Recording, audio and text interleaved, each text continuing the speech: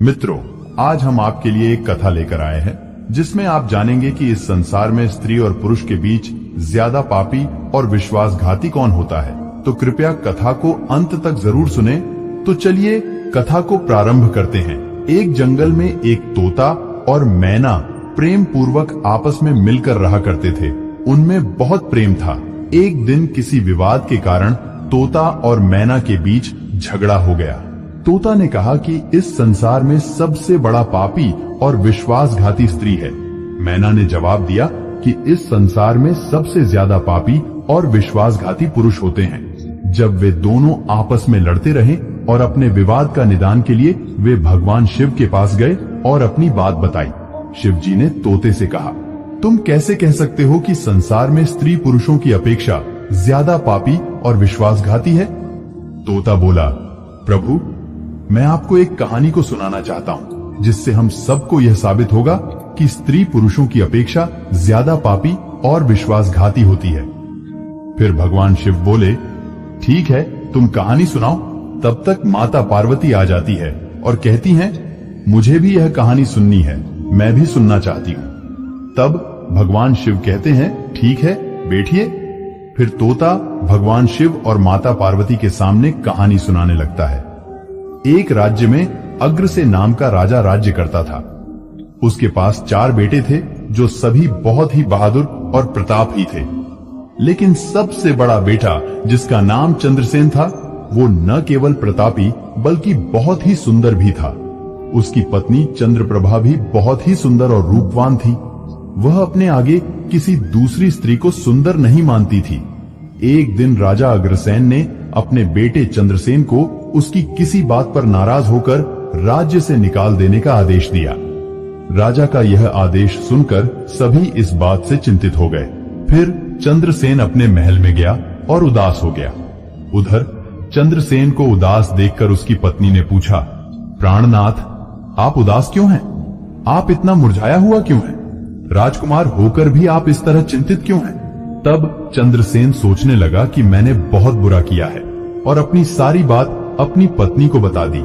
उसी समय उसकी पत्नी मूर्छित हो जाती है। फिर दासियों ने चंद्रप्रभा पर गुलाब का पानी का छिड़काव किया। तब जाकर वो होश में आ गई। अब होश में आकर चंद्रप्रभा ने अपने पति राजकुमार चंद्रसेन से कहा, आप मुझे छोड़कर प्रदेश चले जाएंगे तो मैं आपके बिना कैसे जी पाऊंगी? मैं भी आपके साथ ही चलूंगी। तब राजकुमार चंद्रसेन कहता है, तुम मेरे साथ कैसे चल सकती हो? क्योंकि दूसरे राज्य में अनेक प्रकार के संकट होते हैं और तुम नरम नाजुक महलों में रहने वाली, महलों के बिना यह कष्ट कैसे बर्दाश्त कर पाओगी? फिर तो राजकुमार चंद्रसेन की बात को सुनकर रानी चंद्रप्रभा कहती हैं, प्रीतम, जितने भी दुख दूसरे राज्य में आएंगे वो सब हमारे साथ होते हुए सूखी से भी अधिक सुखमय लगेंगे। महल के सुख बिना आपके जंगल के दुखों से भी अधिक डरावने लगेंगे। इसीलिए मैं भी आपके साथ चलूंगी। अब तोता कहता है, रानी चंद्रप्रभा की आंखों में आंसू देखकर चंद्रसेन ने मन में सोचा कि वह मेरे बिना नहीं रह सकती, इसलिए मुझे इसको तड़पते हुए छोड़कर चलना सही नहीं होगा। इन सभी बातों को सोचते हुए राजकुमार चंद्रसेन अपनी पत्नी चंद्रप्रभा से कहते हैं, तुम उदास नहीं होना, हम तुम्हें साथ लेकर जाएंगे। इस बात से चंद्रप्रभा खुश हो जाती है और अपने पति के साथ जाने की तैयारी करने लगती है। अगली सुबह वे राज्य से बाहर निकलकर एक जंगल में पहुंचते हैं। चलते चलते थक जाते हैं और फिर वो एक बरगद के वृक्ष के नीचे विश्राम करने का निर्णय लेते हैं। वे बहुत थके हुए थे। ठंडी हवा के झोंकों से उन्हें नींद तुरंत आ गई, परंतु कुछ देर बाद वहीं पर एक सांप ने रानी को काट लिया। फिर तोता कहता है, हे प्रभु, आगे सुने। सांप के डसते ही रानी तड़पने लगी और चंद्रसेन की आंख खुल गई। तो रानी को तड़पता हुआ देखकर और सांप को जाता हुआ देखकर चंद्रसेन बेचैन हो गए। फिर कुछ देर बाद रानी की मृत्यु हो गई। इस प्रकार मृतक रानी को देखकर चंद्रसेन ऊंचे स्वर में रुदन विलाप करने लगे। उसका रोना धोना सुनकर जंगल के जीव जंतु उसे खाने के लिए वहां आ गए। फिर चंद्रसेन ने मन में सोचा, अब जीवन संगिनी ही मर गई है तो मैं अब जीकर क्या करूंगा और इसी जंगल में अपने प्राण त्याग दूंगा, ऐसा मन में सोचता है। फिर वो रानी की लाश के पास से उठ जाता है और जंगल से लकड़ियां इकट्ठी करने लगता है और रोकर कहता है कि मैं भी रानी की चिता में जलकर मर जाऊंगा। बस उस समय स्वर्ग से एक देवदूत आता है और मुझे रोते हुए देखकर उसके मन में दया आती है। वह राजकुमार चंद्रसेन के पास जाता है और पूछता है, तुम क्यों रो रहे हो? आखिरकार तुम्हारा दुख क्या है? तो राजकुमार चंद्रसेन ने देवदूत से कहा, मेरे पास अपना दुख सहने की शक्ति नहीं है। मुझे चाहिए कि यह धरती फट जाए और मैं इसमें समा जाऊं। फिर देवदूत ने कहा, तुम मुझे अपना हाल बताओ, शायद मैं तुम्हारी मदद कर सकूं। फिर चंद्रसेन ने कहा, महाराज, मैं एक राजकुमार हूं और राजा अग्रसेन का बेटा हूं। मेरे पिता ने मुझे राज्य छोड़ने के लिए कहा था, इसलिए मेरी पत्नी और मैं इस जंगल में चलते चलते यहाँ आ गए। यहाँ आकर मेरी पत्नी को सर्प ने काट लिया है और उसकी मृत्यु हो गई, और मैं लकड़ियां इकट्ठा कर रहा हूं ताकि मैं अपनी पत्नी के साथ ही जलकर अपने आप को भी अग्नि के हवाले कर सकूं। तब तोता कहता है, हे प्रभु, आगे सुने। चंद्रसेन की बातों को सुनकर देवदूत कहते हैं, राजकुमार, तू बड़ा मूर्ख है। ये संसार है, यहाँ इंसानों का आना जाना लगा रहता है। इस शरीर को एक दिन सबको त्याग देना पड़ेगा। तू भी इसे जानता है। इस संसार में कोई भी किसी के साथ नहीं आता और ना ही किसी के साथ जाता है। फिर भी तुम मूर्खों की तरह यह बात कर रहे हो। अगर तुम जीवित रहेगा तो बहुत सारी रानियां तुझे मिलेंगी, इसलिए मेरे कहने पर मरने का विचार छोड़ दो। इस मानव शरीर को प्राप्त करने के लिए देवता भी बेहद इच्छुक होते हैं, तो फिर इस शरीर को क्यों नष्ट करना चाहता है? इस प्रकार देवदूत के शब्दों को सुनकर चंद्रसेन कहता है, महाराज, आपने जो कुछ कहा है वह सत्य है, किंतु ऐसी पतिव्रता पत्नी मुझे किसी जन्म में भी नहीं मिलेगी, इसलिए मैं इसके साथ ही मरूंगा। फिर देवदूत चंद्रसेन के विचार सुनकर देवदूत ने जान लिया कि ये अपनी पत्नी के बिना नहीं रह सकता है। तब देवदूत ने चंद्रसेन से कहा, राजकुमार, तेरी पत्नी के जीवित करने के लिए केवल एक ही उपाय है। अब तू मेरी बात को ध्यान से सुनो। यदि तुम इस उपाय को कर सकता है तो तेरी रानी जीवित हो सकती है। फिर चंद्रसेन ने कहा, महाराज, आप जो कुछ भी कहेंगे वह सब करने के लिए तैयार हूं, केवल मेरी पत्नी को जीवित कर देना। तब देवदूत ने कहा, तुम्हारी रानी की आयु केवल 20 वर्ष थी, जिसने इसे बिता दिया। इसके बदले तेरी उम्र 70 वर्ष की है, जिसमें से 30 वर्ष बीत चुके हैं। तेरे जीवन काल में 40 वर्ष अब भी बाकी है, यानी तुझे 40 साल और जीने का अवसर है। यदि तू अपनी पत्नी को आधा अपने जीवन का समर्पण कर देता है तो तुम दोनों की आयु समान हो जाएगी। अगर तुम यह मान लो तो रानी जल्द ही ठीक हो जाएगी। इस तरह देवदूत की बात सुनकर राजकुमार चंद्रसेन ने कहा, मुझे मान्य है। फिर देवदूत ने चंद्रसेन के हाथ में पानी दिया और 20 वर्षों तक रानी के पैरों पर पानी डालने का संकल्प लिया। अब जैसे ही चंद्रसेन ने संकल्प किया कि वह जल को रानी के पैरों पर डालेगा, देवदूत ने कह दिया, पानी को पैरों पर डालने से पहले मेरे एक बात को ध्यान से समझ लो। इसमें एक गुप्त रहस्य भी है। अभी तो तुझे रानी की आवश्यकता है, तुम पानी डालकर उसको बचा सकते हो, लेकिन भविष्य में अगर रानी की आवश्यकता नहीं पड़ती है तो तुम अपने संकल्प को वापस ले सकते हो, और जब तुम वह संकल्प वापस लेते हो तो तुम्हारी रानी को तुरंत ही मौत हो जाएगी। परंतु एक बात हमेशा याद रखना, इस संकल्प को कभी वापस न लेने की बात रानी से कहना मत, वरना तुम अपने संकल्प को वापस नहीं ला सकोगे। हमेशा याद रखना, जीवन में कुछ बातें हमेशा छुपा कर रखनी चाहिए, क्योंकि कभी कभी ये बातें काम आ सकती है। फिर तो ऐसा कहकर और उस रानी के सामने आकर वो देवदूत जो थे अंतर ध्यान में चले गए। तब चंद्रसेन रानी से कहता है, आप सो गई थी, मैंने आपको नहीं जगाया। फिर चंद्रसेन कहने लगा, तुम बहुत थकी हुई थी, इसलिए मैंने तुम्हें नहीं जगाया। इस प्रकार राजकुमार चंद्रसेन ने अपनी रानी से सारी बातें छिपा दी कि सर्प ने तुम्हें काट लिया था और तुम मर गई थी। मैंने तुम्हें फिर जीवित कैसे किया है, ये सब राजकुमार ने अपनी पत्नी से छिपा लिया। फिर तोता बोला, प्रभु। फिर वो दोनों आगे बढ़ गए। कई दिनों बाद उन्होंने एक बहुत ही सुंदर स्थान देखा। वहां पर एक फकीर की कुटिया थी। जब वे वहां पहुंचे तो उन्होंने देखा कि एक सुंदर युवक फकीर पानी पी रहा था। वे दोनों बहुत ही थके हुए थे, इसलिए वे फकीर के पास बैठ गए। उस समय राजकुमार ने रानी से कहा, रानी, हमें प्यास लगी है, हम कुएं पर जाकर पानी भी आते हैं। अगर तुम भी प्यासी हो तो तुम्हारे लिए भी पानी ले आते हैं। तब राजकुमार की बात को सुनकर रानी ने कहा, मुझे तो प्यास नहीं लगी है, आप जाइए, पानी पिए, फिर वापस आइए। इसके बाद रानी की जवाब सुनकर राजकुमार चंद्रसेन एक लंबी रस्सी लेकर कुएं की ओर जा रहे हैं। चंद्रसेन पानी पीने पहुंचे तो राजकुमारी चंद्रप्रभा उस फकीर की ओर देख रहे हैं। चंद्रप्रभा फकीर की सुंदरता को देखकर उस पर मोहित हो गई, अर्थात वह उसको दिल दे बैठी थी।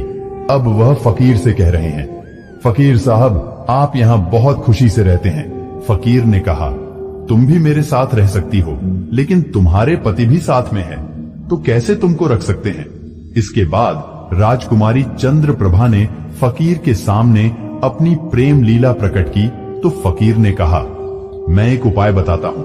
तुम अपने पति को जिस कुएं में पानी पीने गया है, तुम उसी कुएं में धकेल देना, फिर जो होगा हम देख लेंगे। फिर तो फकीर की बात सुनकर कि चंद्रप्रभा ने कहा, ठीक है, मैं ऐसा ही करूंगी। अब इतनी ही देर में राजकुमार चंद्रसेन पानी पीकर रानी के पास आया तो रानी कहने लगी, मुझे भी अब प्यास लग रही है, कुएं पर वापस चल करके मुझे भी पानी पिलाओ।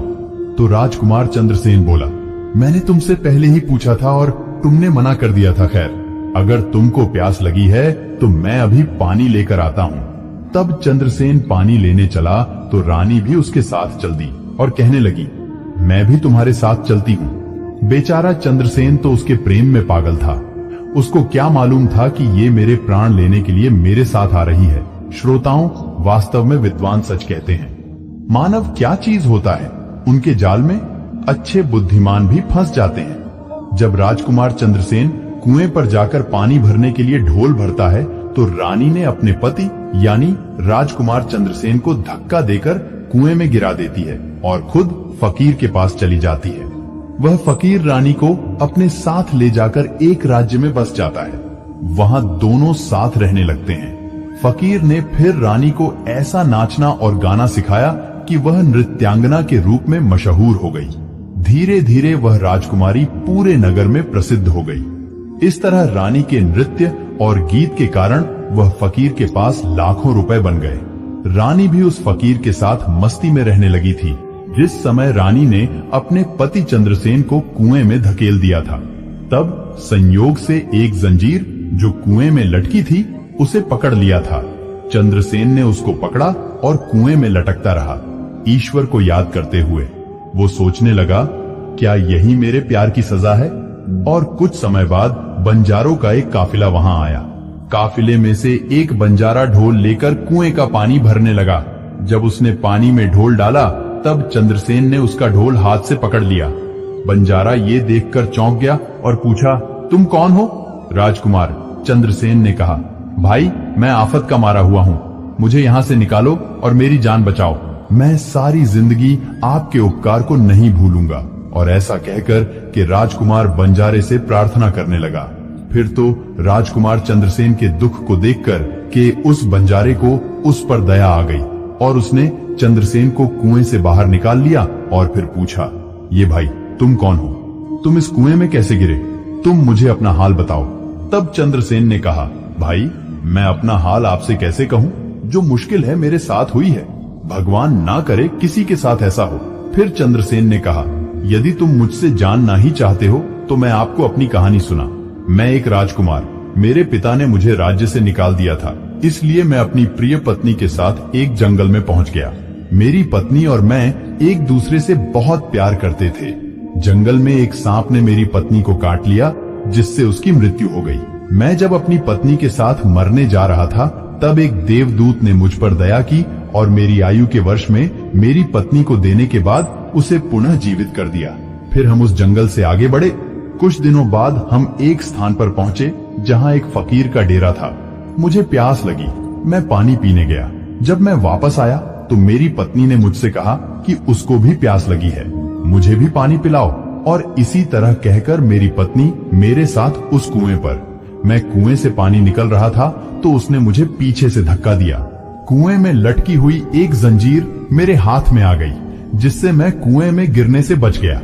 और फिर जब आप आए तो मैंने आपको आवाज दी, जिसके बाद आपने मुझे कुएं से बाहर निकाल लिया।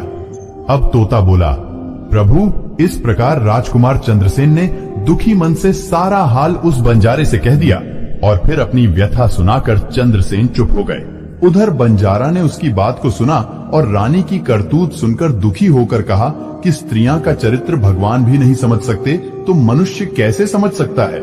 ऐसे कहकर बंजारा ने चंद्रसेन के सिर पर हाथ फेरा और कहा, तुम चिंता मत करो, भगवान बड़े दयालु है, वह तुम्हारी सहायता करेंगे। फिर उसने और कहा, तुम चाहो तो हमारे साथ कुछ दिन रुक सकते हो। राजकुमार चंद्रसेन उन बंजारों के साथ रहने को सहमत हो गया। फिर उनकी सहायता से वह कुछ दिनों बाद उसी राज्य में पहुंचा जहां उसकी पत्नी चंद्रप्रभा और वह फकीर रह रहे थे। उस राज्य को देखकर उसने बंजारे से कहा, भाई, मेरी इच्छा है कि मैं इस राज्य में कुछ दिन रहता हूँ। तब बंजारे ने कहा, आप जैसे चाहे, मुझे कोई आपत्ति नहीं है। फिर राजकुमार चंद्रसेन बंजारे से विदा होकर राज्य में काम की तलाश में घूमने लगे। कुछ दिनों बाद राजकुमार की मेहनत परिश्रम देखकर उसे एक बड़े व्यापारी ने अपने पास नौकरी पर रख लिया। इस तरह राजकुमार चंद्रसेन ने उस व्यापारी के पास रहना शुरू किया और बड़ी मेहनत और प्यार से अपने कर्तव्यों का निर्वाह करना शुरू किया। यह देखकर उस व्यापारी ने चंद्रसेन को बड़ा सम्मान दिया और उसे अपने यहाँ का मुनि बना लिया और इस तरीके से राजकुमार चंद्रसेन के दिन बड़ी खुशी खुशी गुजारने लगे। अब एक दिन नगर के राजा के यहाँ चंद्रप्रभा के नृत्य का आयोजन हुआ। राजा ने उस शहर के सभी बड़े व्यापारी और सेठों को अपने यहाँ नृत्य देखने के लिए आमंत्रित किया। जब राजकुमारी चंद्रप्रभा का नृत्य होने वाला था, शहर के सभी व्यापारी और सेठ साहूकार राजा के यहाँ पहुंच गए। चंद्रसेन, जो रानी के नृत्य और गायन की प्रशंसा सुनता था, उसने भी सोचा कि मुझे इस नृत्य को देखना चाहिए। उसने भी राजा के दरबार में सेठ के साथ यहाँ पहुंच गया। रानी ने अप्सरा के समान नृत्य किया और उनकी सुरीली आवाज में कई सुंदर रागों को प्रस्तुत किया। उनके गाने को सुनकर महफिल के सभी लोग आश्चर्य में आ गए और ने सभी बहुत सारे इनाम दिए। इसके साथ ही राजा से लेकर प्रजा तक सभी ने उन्हें प्रशंसा की। राजकुमार चंद्रसेन ने अपने हाथ की अंगूठी उठाई जिसमें हीरा जड़ा हुआ था और फिर वह उसे उतारकर रानी चंद्रप्रभा को भेंट कर दी। इसके बाद रानी चंद्रप्रभा ने अंगूठी को पहचान लिया और मन ही मन में कहने लगी, ये तो बहुत बड़ा आश्चर्य हो गया। मेरा पति जिंदा है और यहाँ पहुंच गए हैं। अब वह मुझे छोड़ेगा नहीं, इसलिए मुझे कुछ ऐसा करना चाहिए जिससे वो मारा जा सके। उसने मन में सोचा, अब मैं यहाँ के राजा को एक सुरीला गाना और नृत्य सुनाऊंगी जिससे वह खुश होकर मुझे कुछ मांगने के लिए बोलेंगे। तब मैं राजा के आदेश से उन्हें मरवा दूंगी। इसके बाद राजकुमारी चंद्रप्रभा ने एक सुरीला गाना और नृत्य को सुनाया। रानी की इस बसंत की बहार को सुनकर राजा खुश हुआ। वह चंद्रप्रभा को बोले, मैं तुम पर बहुत खुश हूँ, तुम मुझसे क्या मांगती हो? तब राजकुमारी ने कहा, अगर आप मुझसे प्रसन्न हैं तो सबसे पहले मुझे वचन दीजिए और फिर जो कुछ मैं मांगूंगी वह आप मुझे वही देंगे। फिर चंद्रप्रभा ने कहा, इस सभा में मेरे एक चोर है, कृपया उसे फांसी की सजा दे। राजा ने कहा, तुम उस चोर को मेरे सामने लाओ। रानी ने उसका हाथ पकड़ा और उसे राजा के सामने ले गई। राजा ने अपने सैनिकों को आदेश दिया कि उस चोर को जल्लादों के पास ले जाओ और उसे चोर को फांसी पर चढ़ा दो। इसी बीच चंद्रसेन का सेठ भी वहां पहुंचा। वह डर कर चंद्रसेन के पास गया और पूछा, तुमने क्या चुराया इस मृतक का, जिसके कारण वह तुझे मारना चाहती है? चंद्रसेन ने अपने मालिक से कहा, मालिक, मैंने कुछ नहीं चुराया है, बस आप इस राजा को केवल यह बता दो कि वह मेरी दो बातें सुन ले, इससे मेरी जान बच सकेगी। अब चंद्रसेन का मालिक इसे सुनकर अपने साथ ही व्यापारियों और साहूकारों के पास गया और सभी ने मिलकर मशवरा किया। उन्होंने कहा, मित्रों, या तो राजा न्याय करे या हम सभी इस शहर को छोड़कर कहीं और चले जाएंगे। और इस प्रकार सभी व्यापारी राजा के पास गए और कहने लगे, राजा साहब, हमारा मुनीब निर्दोषी है, उसे मार देने का आपका आदेश है। वह कह रहा है कि वह अपनी दो बातें आपको कहना चाहता है, फिर भी आपको लगे कि उसने अपराध किया है तो उसे फांसी दे देंगे, लेकिन मेरे मरने से पहले राजा केवल मेरी दो बातों को जरूर सुने। फिर राजा ने व्यापारियों की बात सुनकर कहा, ठीक है, मुनीब को बुलाओ। चंद्रसेन को लेकर राजा के सामने लाया गया और राजा ने कहा, तुम जो कुछ कहना चाहते हो वो मेरे सामने कहो। तब राजकुमार चंद्रसेन ने कहा, महाराज, मैंने क्या दोष किया है जिसके कारण आपने मेरी हत्या का आदेश दे दिया।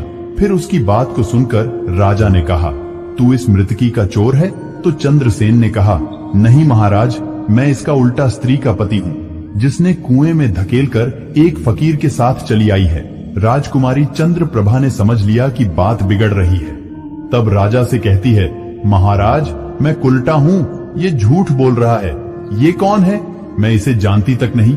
ये तो मेरा चोर है, मैं सिर्फ इतना ही जानती हूँ। फिर राजकुमार चंद्रसेन ने कहा, महाराज, ठीक है, अगर यह मेरी पत्नी नहीं है तो वो सब कुछ जो मैंने रास्ते में छोड़ा था वह मेरी अमानत के रूप में वापस कर दें। फिर चंद्रसेन रानी की ओर देखें। राजकुमार ने अपनी अमानत को लौटाने की बात की तो राजकुमारी चंद्रप्रभा ने इसे स्वीकार कर लिया। तब चंद्रसेन ने कहा, अच्छा, अब तुम अपने हाथों में पानी लो, हमारा न्याय इसी सभा में होगा। पानी लेकर वह जमीन पर रखा और कहा, वह वस्तु जो मेरे पास रास्ते में दी गई थी मैं अब वापस कर रहा हूँ। रानी ने भी पानी लिया और कहा, जो वस्तु इसने मुझे रास्ते में दी थी मैं अब वापस कर रही हूँ। जैसे ही वह अपने हाथों का पानी छोड़ा, रानी के प्राण छूट गए। यह दृश्य देखकर वहां के लोग हैरान रह गए। तो राजा ने यह देख चिंतित होकर चंद्रसेन से कहा, ये क्या हो गया, बताओ मुझे सच्चाई। तब राजकुमार चंद्रसेन ने अपनी कहानी शुरू की, अपने जीवन की सब घटनाओं को खुलकर बताते हुए उसके देश निकाले जाने से लेकर अब तक के सभी घटनाओं को सुनाया। राजा ने सब कुछ सुनकर चंद्रसेन को अपने गले लगा लिया और अपनी बेटी की शादी चंद्रसेन के साथ कर दी। तोता ने कहा, प्रभु, मैंने इस कहानी को सुना है। मैं भी स्त्रियों से घृणा करता हूँ और मैं यह कह सकता हूँ कि इस संसार में स्त्री ही पुरुषों से अधिक पापी और विश्वासघाती होती है। अब श्रोताओं, एक बार तोते ने भगवान शिव और पार्वती को एक कहानी से यह बताया कि स्त्री पुरुषों की तुलना में अधिक पापी और विश्वासघाती होती है, तो सभी ने इसे सुनकर हैरानी में डाल दिया। पार्वती ने कहा, प्रभु, मुझे लगता है कि तोता सच कह रहा है। स्त्री तो सभी में से केवल एक दो ही बिना नैतिक मूल्यों और ईमानदारी के हो सकती है, परंतु पुरुषों में भी ऐसे कुछ है जो पापी और विश्वासघाती हो सकते हैं। फिर भगवान शिव ने पूछा, ठीक है, तो मैं ना तुम कैसे सिद्ध करोगी ये बात? मैं भी एक कहानी सुनाती हूँ जिससे स्पष्ट होगा कि स्त्री की तुलना में पुरुष अधिक पापी और विश्वासघाती होते हैं। फिर कहना शुरू किया, प्रभु, एक गांव में एक परिवार रहता था जो बहुत ही धनवान था और उस धनवान यानी सेठ का बेटा एक अद्भुत प्रकार का व्यक्ति था। सेठ का बेटा इतना जुआरी था कि सेठ उसके बारे में सोचते सोचते परेशान रहता था। एक दिन उनका बेटा जुआ खेल रहा था। उसी दिन उसके पिता का निधन हो गया। फिर भी वह जुआ खेलना बंद नहीं किया, लेकिन पिता की मृत्यु के बाद वह खुल के जुआ खेलने लगा और सब कुछ हार गया। फिर वह अपने गांव से दूर चला गया और एक सेठ के घर पहुंचा और सेठ से बोला, मुझे बहुत तेज प्यास लगी है, मुझे एक गिलास पानी मिलेगा? तो सेठ ने उस युवा से पूछा कि तुम कौन हो, क्या करते हो और कहां से आए हो? जिसके उत्तर में उस युवा ने कहा, मैं एक व्यापारी हूँ और यहाँ से जा रहा था तो सोचा कि पानी पीकर चला जाऊं। तब सेठ ने पूछा कि तुम कौन सा व्यापार करते हो? तब युवा कहता है, व्यापार करते समय मेरे सामान समुद्र में गिर गया, इसलिए यदि आप मेरी कुछ मदद करते हैं तो अच्छा होगा। फिर सेठ ने लड़के की बात सुनी और फिर उसकी बातों के जाल में फंस गया और कहने लगे कि बेटा, तुम तो ठीक हो और कुछ कमा भी लेते हो, तो क्या मेरी बेटी से शादी करोगे? अब तो ये बात सुनकर युवा खुश हो जाता है और शादी के लिए हाँ कह देता, जिसके बाद दोनों का विवाह हो जाता है। इस प्रकार सेठ अपनी बेटी को धन के साथ विदा कर देते हैं। उधर युवा लड़का को तो बस केवल धन के लिए विवाह करना था, तो उसने वो भी कर लिया। अब विवाह के बाद जब युवा सेठ की लड़की को साथ लेकर जा रहे थे तो एक जंगल आ गया। वहां पर युवा लड़का अपनी पत्नी से बोला, देखो, हम अभी जंगल में हैं, यहाँ कोई चोर हमारे गहनों को चुरा सकता है, इसीलिए आप अपने सभी गहनों को मुझे दे दें ताकि हम सुरक्षित रह सकें। युवा की पत्नी ने अपने पति पर भरोसा किया और अपने सभी गहनों को उन्हें सौंप दिया। और क्यों ना करें, क्योंकि वह उनके पति थे। उसके बाद युवा ने अपनी पत्नी के गहनों को एक पारदर्शी बंधन में बांध लिया और फिर वे जंगल में आराम से ठहरे। इस दौरान युवा के मन में लालच उत्पन्न हुआ और उनकी पत्नी के साथ जाने वाली एक दासी थी जिसे सेठ ने अपनी लड़की के साथ भेजा था। युवा ने फिर उस दासी को मारा। फिर उसने अपनी पत्नी को एक कुएं में गिरा दिया और मन में यह विचार किया कि मैंने इसके साथ में सिर्फ पैसों के लिए शादी की थी, मेरे पास पैसे मिल गए और उसने सोचा कि वह पानी में डूबकर मर जाएगी। इस तरह सोचकर वह युवा वहां से चला गया, लेकिन उसकी पत्नी नहीं मरी और वह कुएं से बाहर निकलने के लिए आवाज देती रही। कुएं के पास से एक आदमी गुजर रहा था और जब उसने किसी महिला की आवाज सुनी तो वह उस महिला को कुएं से बाहर निकाल दिया। फिर कुएं से बाहर निकलने के बाद महिला ने अपनी सारी जानकारी उस व्यक्ति को दी और उस व्यक्ति ने महिला को उसके पिता के घर पहुंचा दिया। अब जब महिला पिता के घर पहुंची तो उसके पिता ने पूछा, तुम्हारे साथ क्या हुआ? महिला ने कहा, पिताजी, जंगल में कुछ चोरों ने हम पर हमला किया था और दासी को मार दिया, मुझे कुएं में धकेल दिया और पति के बारे में कुछ पता नहीं है। बेटी की बातें सुनकर सेठ जी ने कहा, कोई बात नहीं, भगवान सब ठीक करेंगे। अब जब महिला पिता के घर पहुंची तो उसके पिता ने पूछा, तुम्हारे साथ क्या हुआ? महिला ने कहा, पिताजी, जंगल में कुछ चोरों ने हम पर हमला किया था और दासी को मार दिया, मुझे कुएं में धकेल दिया और पति के बारे में कुछ पता नहीं है। बेटी की बातें सुनकर सेठ जी ने कहा, कोई बात नहीं, भगवान सब ठीक करेंगे। अब मैं यही कहती हूँ कि प्रभु, इस दुनिया में स्त्री और पुरुष दोनों ही विश्वासघाती और पापी हो सकते हैं। अब आपके हाथ में न्याय का फैसला है। मैंने भी आपको एक कहानी सुनाई है और तोते ने भी एक कहानी सुनाई है। अब आप ही न्याय करें। उसने अपनी पत्नी को मारा और सारा सामान लेकर के चला गया। अब तोता और मैना की कहानी सुनकर भगवान शिव बोले, ठीक है तोता और मैना, मैंने तुम्हारी कहानी को ध्यान से सुना है। अब मैं तुम्हारा न्याय करता हूँ। सच में इस संसार में स्त्री और पुरुष के बीच ज्यादा पापी या विश्वासघाती कौन होता है, यह मेरे लिए स्पष्ट है। शिव जवाब देते हैं, बिना किसी शंका के ये सत्य है कि इंसान की सोच उसके इस स्तर से नीचे जा सकती है और वही पापी और विश्वासघाती होता है, चाहे वह स्त्री हो या पुरुष। इंसान को किसी भी प्रकार के पाप करने से पहले यह सोचना चाहिए कि क्या वह सही है या नहीं। पापी और विश्वासघाती होने की कोई जाति नहीं होती, वह इंसान की सोच और कृतियों का परिणाम होता है। श्रोताओं, वास्तव में इंसान की सोच उसके स्तर से नीचे जा सकती है और यही पापी और विश्वासघाती बना देता है। उम्मीद है आपको यह कहानी पसंद आई होगी। दोस्तों, वीडियो अच्छा लगा हो तो वीडियो को लाइक, शेयर और सब्सक्राइब जरूर कीजिए और कमेंट में जय श्री महाकाल लिख दीजिए। आप सभी का धन्यवाद।